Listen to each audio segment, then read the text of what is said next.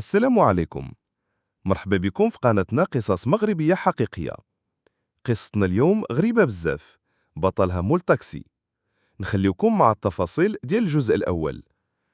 أنا هادشي اللي وقع ليا كان سبب في الصمت ديالي مدة ديال سنة ونصف. ما كندويش غير كنبتسم وكندوي بالإشارة، وأنا متبع حصص عن طبيب نفساني. من بعد من وقعت لي هاد الصدمة، وإلا كذبت عليكم فيها ربي يحاسبني. في عمري 38 سنة، شيفر ديال طاكسي بياض، أب دابا، وعندي بنية ووليد. هادشي اللي غادي نعاود لكم وقع ليا في العطاوية في طريق دمنات. دابا واحد 5 سنين هادي، غادي بواحد العائلة تلاقيت بها بحدا المحطة طرقية ديال ولاد زيان.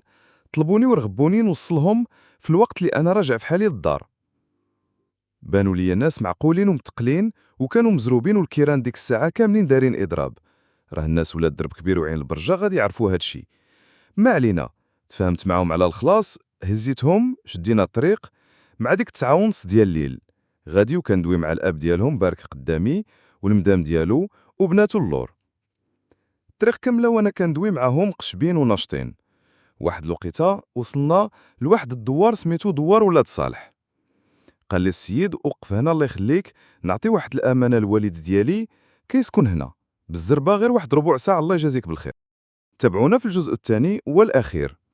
ما تنسوش مشاركة الفيديو، وإلى عجبكم المحتوى دعمونا بلايك واشتراك. شكرا، وإلى حلقة قادمة إن شاء الله.